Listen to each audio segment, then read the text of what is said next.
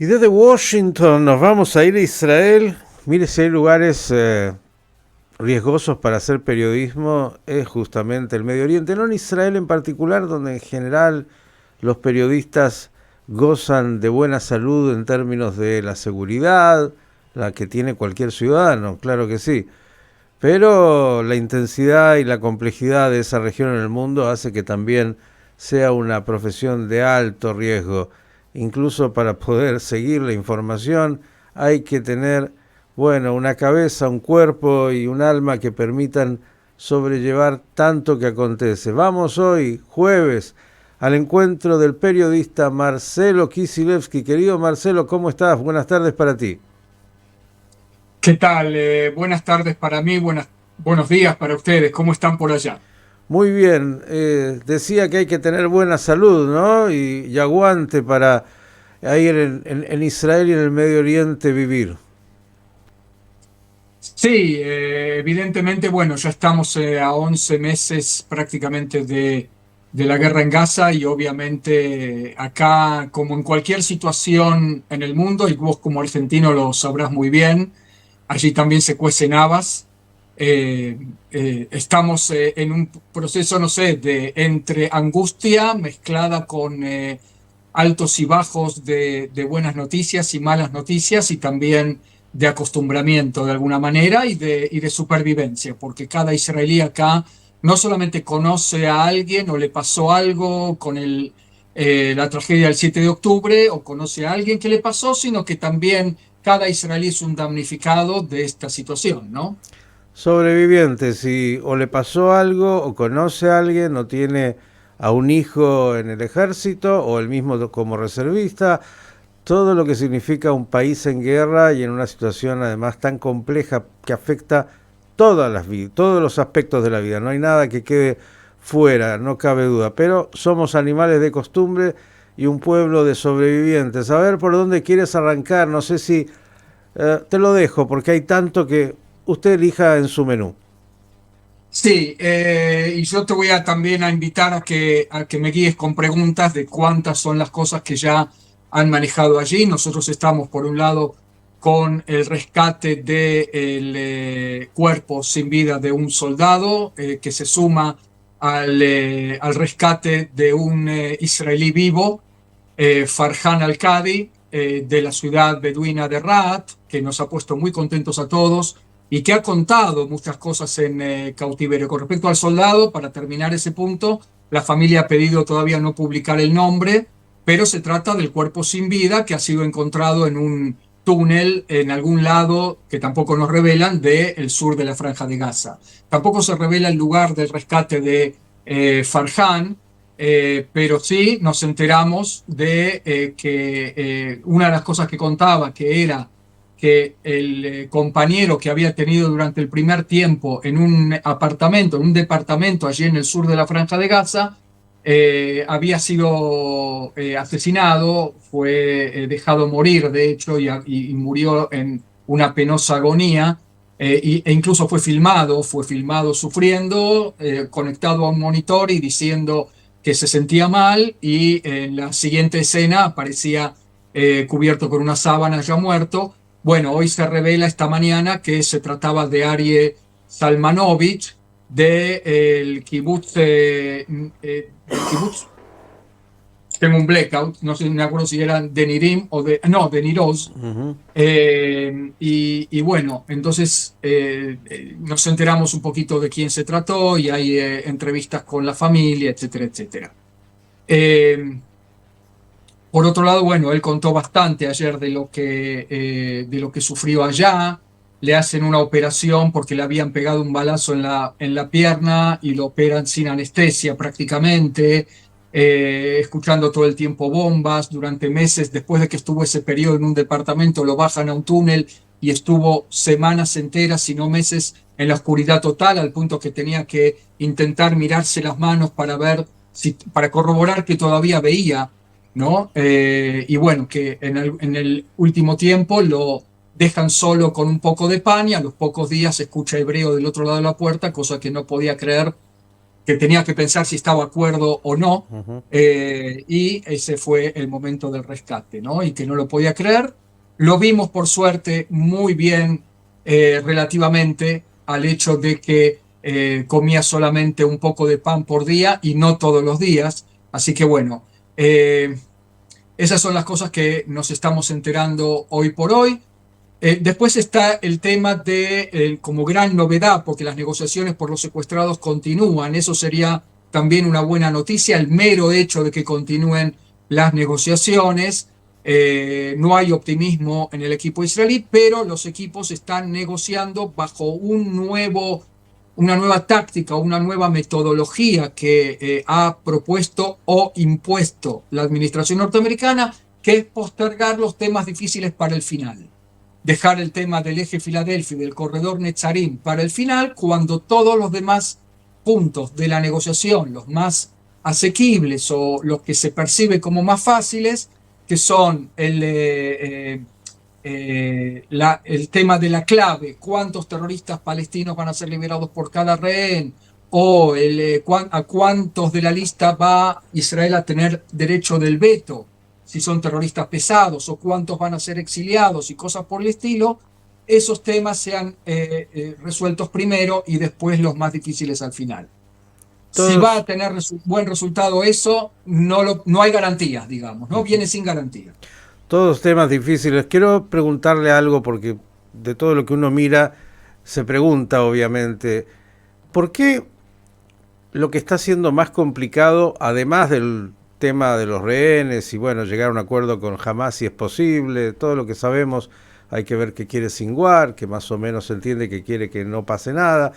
Eh, ¿Cuál es este juego con Egipto? Porque, claro, uno desde el sentido común dice, bueno, si la frontera de Gaza con Egipto ha sido el colador por el cual ingresó todo lo que ingresó a Gaza para que se armara toda esta estructura bélica, terrorista, los túneles, todo lo que sabemos. Digo, Egipto, en lugar de sentir vergüenza por lo que ha hecho y lo que no ha hecho, se pone en una postura muy complicada de decir, no, no, acá no queremos presencia israelí. ¿De qué se trata este juego, Marcelo? No lo sabemos exactamente. Efectivamente, Egipto está jugando un juego doble, en el sentido de jactarse en el pasado de haber cerrado herméticamente la franja de Gaza, por el otro lado haber hecho pingües negocios con el contrabando hacia la franja de Gaza, y por el otro lado hay una tercera pata que es la enemistad a muerte entre el régimen nacional laico de el general Assisi contra todo lo que representa Islam radical, ya sea ISIS sucursal Sinai o Hamas en la franja de Gaza. Entonces, ¿qué es lo que está pasando? ¿Cuáles son los intereses? ¿Cuál es la trama realmente, la ruta del dinero, podríamos decir, que se está jugando en Egipto? Es interesante y los detalles los vamos a saber más en el futuro, pero a todo esto también una cuarta pata, si se quiere, es la necesidad de Egipto de mantener el acuerdo de paz con Israel y las buenas relaciones con Estados Unidos, porque gracias al acuerdo con Israel, Egipto recibe 1.800 millones de dólares por año desde los acuerdos de Camp David entre Sadat y Begin.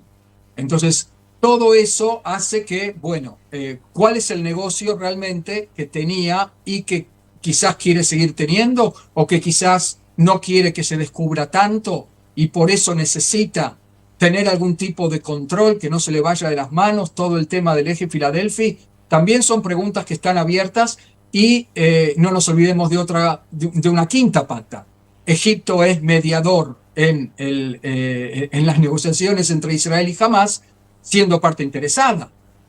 No nos olvidemos también de esto. Y del otro lado está Qatar, que está como medio del lado del Hamas. Egipto está medio del lado israelí y tanto Qatar como Egipto son partes interesadas. Entonces, bueno, ¿cómo fue la trama de la elección de Egipto y Qatar un poco por Estados Unidos?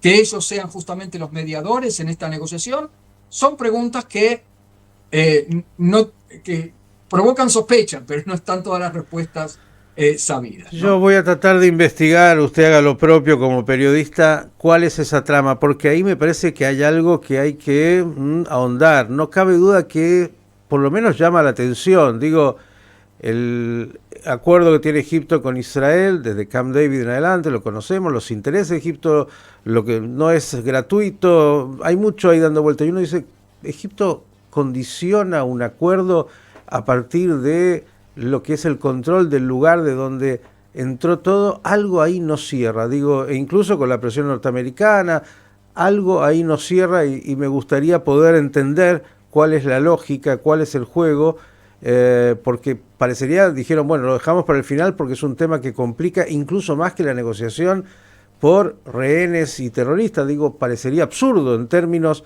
de lo que uno ve como lo más dificultoso. Algo ahí no cierra, diría alguno, y quiero ver si podemos entenderlo un poco más.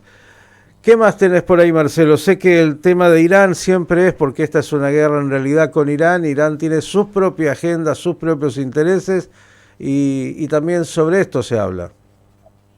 Sí, tenemos señales de que Irán está lanzando señales a su vez a Occidente de que querría volver a negociar por el tema del acuerdo nuclear.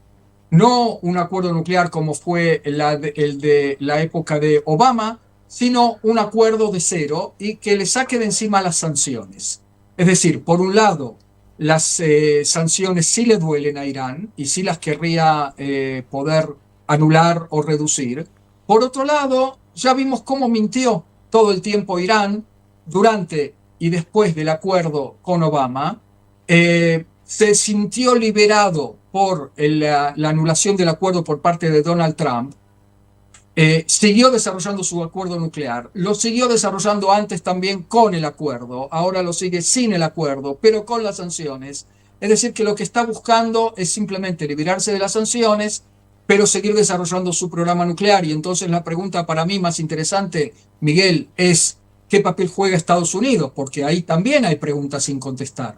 Por un lado, elige a Egipto y a Qatar. Por otro lado, tiene una base militar muy importante, su principal sede en el Medio Oriente está en Qatar, nada más y nada menos. Por otro lado, no accede a los pedidos, a las advertencias, a las a, la, a los llamados de Israel de, ok, tenés como política nacional de Estados Unidos, ley del Congreso, que Irán no va a tener bomba nuclear. Muy bien, quiero escuchar cuál es tu plan, porque Irán sigue cabalgando hacia la bomba nuclear, lo quiere convencer de ponerle sobre la mesa una amenaza militar creíble y con deadline, con fecha tope. ¿Lo está haciendo Estados Unidos? No. Entonces la pregunta, cuando vos ves un ataque más de los hutíes en el Mar Rojo a un barco lleno de 150 toneladas de petróleo, que le complica todo el comercio mundial al mundo, no solamente a Estados Unidos y también a China, y entonces la pregunta que nos tenemos que hacer es, ¿qué va a hacer Estados Unidos al respecto? Con todo el equipamiento que ha desplegado en el Medio Oriente, tanto en el Mediterráneo como en el Golfo Pérsico. La pregunta que nos hacemos cuando lo vemos a el comandante en jefe del ejército norteamericano, Charles Brown, y a su ministro de Defensa, el secretario de Defensa, Lloyd Austin, en el Medio Oriente, Charles Brown visitando el norte de Israel. ¿Habrá cosas que se están cocinando y que nosotros no conocemos? La pregunta que nos hacemos es esta, y de repente Irán llama a volver a negociar, no oficialmente, pero sí extraoficialmente. ¿Qué es lo que está pasando ahí atrás? Hay muchas cosas que no sabemos. Bien, yo le quiero contar una intimidad antes de ir al próximo tema. Acá en la radio últimamente estamos trayendo, sobre todo los martes, a un especialista, a un neurólogo, ¿no? En términos de qué pasa con este músculo llamado el cerebro y cómo prevenir justamente la pérdida de memoria y llegar a esas situaciones tan lamentables que se pueden dar. Y entre otras cosas dice, bueno, hay que ejercitarlo desde muy temprana edad y ejercitarlo permanentemente. Digo, con lo que ustedes tienen ahí para ejercitar eso, creo que nadie puede sentir que pierde la memoria, excepto que quiera, pero digo, la cantidad de variables que en unos minutitos ya trajo Marcelo Kisilevsky, para cualquiera dice esto es enloquecedor.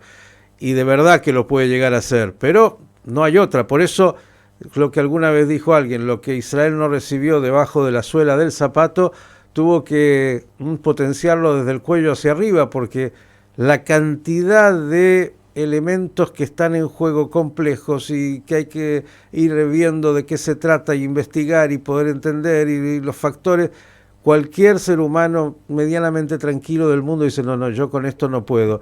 Agrego algo más, como el verano vino tan lindo, armaron un campamento de verano ahí en Samaria, en el norte, y ahí hay una operación enorme del ejército de Israel, Jenin, Tulkarem y otras ciudades árabes donde el terrorismo está muy fuerte. Incluso ya vi que habían 17 terroristas que Israel eliminó, algunos realmente muy importantes. ¿Qué nos cuentas de esto? Sí, no, yo te voy a agregar también que hay los especialistas en la memoria recomiendan 4 cosas: llenar crucigramas, jugar al ajedrez, jugar al bridge y bailar. Ajá, Bailar coreografías. Pero el problema del Medio Oriente con el que estamos ahora desde el 7 de octubre es un ajedrez tremendo. uh-huh. Así que bueno, muy recomendable. En cuanto al operativo que estás comentando, hace 20 años que no se hacía un operativo así. Yo creo que nos estamos remontando a el operativo Muro de Defensa del año 2001-2002. Uh-huh. Se está entrando, ayer se empezó y hoy se continuó, anteayer y ayer se continuó y hoy por tercer día consecutivo, un operativo, todavía no sabemos el nombre, en Jenin, en Tulkarem, en el Valle del Jordán, donde, como vos bien decís, hay ya alrededor de 16, 17 terroristas abatidos, entre ellos uno que se llamaba Muhammad Jaber, más conocido como Abu Shaja. Uh-huh. Considerado el jefe de una de las organizaciones terroristas locales, porque hay otro fenómeno ahí en Judea y Samaria, que son organizaciones locales, localistas, no inscritas en el Hamas y la Yihad Islámica, pero que sí están inscritas en un fenómeno que se está dando en Judea y Samaria, y que es el hecho de que Irán está insuflando cuantiosos armamentos, explosivos, dinero.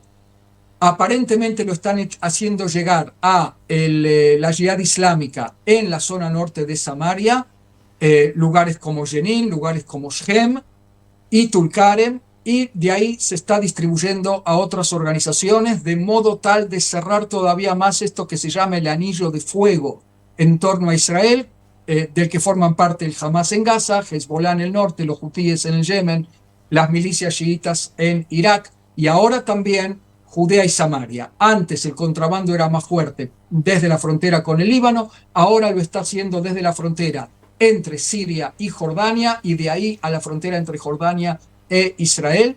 Y el ejército está tomando cartas en el asunto allí también. Por suerte, en este operativo todavía no hubo que lamentar ni víctimas fatales ni heridos entre las filas israelíes, pero sí dentro de los terroristas palestinos, que están ya trampeando prácticamente todo. Y ayer uno de los operativos tenía lugar en una mezquita donde un dron volador descubre una carga explosiva conectada con cables, esperando a los soldados israelíes para ser volados en pedazos. Por suerte, esto fue desbaratado. Israel entra con nuevas tecnologías y nuevos aprendizajes allí. ¿Ve qué aburrido no es? Para nada. Bueno, de vez en cuando, inclusive con todo eso, los israelíes salen a la calle, se toman un cafecito, siguen en la vida como pueden, pero disfrutando del minuto a minuto, porque todo es así de complejo y un poco más. Y si le falta algo, aunque sea 2 minutitos, claro, está la política, porque siempre está la política en un país donde el deporte nacional es ese. Bueno, opiniones de todos, altercados de unos contra otros. Y incluso dicen que el domingo en algunos lugares van a empezar las clases. Ay, digo, ¿por qué no se toman una pausa? Por eso los israelíes dicen cuando puedo me voy 2 días a Europa, porque necesito salir de ahí. Cuente un poco. Sí.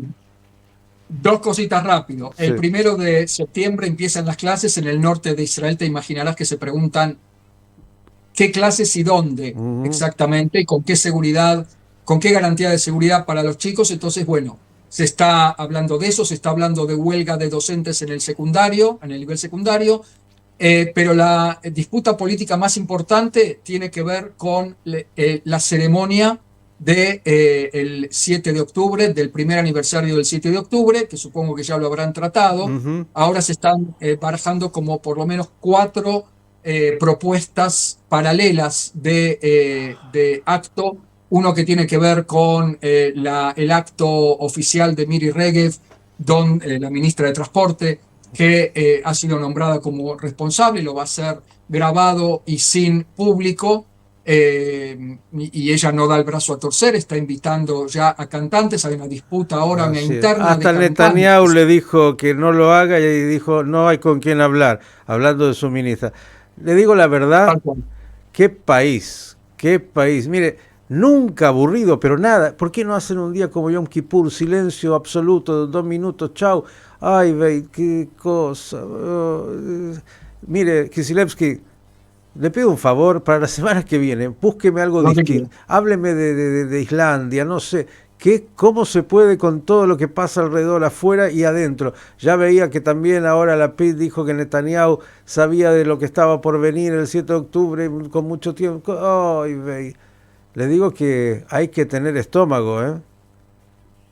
Sí, no está fácil, no está fácil, pero bueno, acá estamos también al pie del cañón, ¿eh? Querido Marcelo, siga usted como todos los ciudadanos israelíes poniéndole el cuerpo. La verdad que solo uno puede sentir admiración, porque con todo eso y más, y mucho más, esa sociedad israelí sigue avanzando, sigue teniendo esa capacidad de resiliencia y tiene además ese espíritu de saber que, bueno, la lucha es necesaria y por eso cada uno está haciendo su parte ahí. Enorme abrazo y bueno, la seguimos la semana que viene. Me va a hablar solo de cosas lindas. Viene sin garantías eso también, pero por supuesto haremos todo lo posible. Abrazo grande, gracias, Shabbat Shalom. El periodista Hasta Marcelo luego. Kisilevsky, ustedes lo pueden seguir también a él en sus redes, increíble. Yo le digo, cualquiera que con el 10% puede sentirse medianamente normal, ya es mucho. Qué locura lo que vive Israel.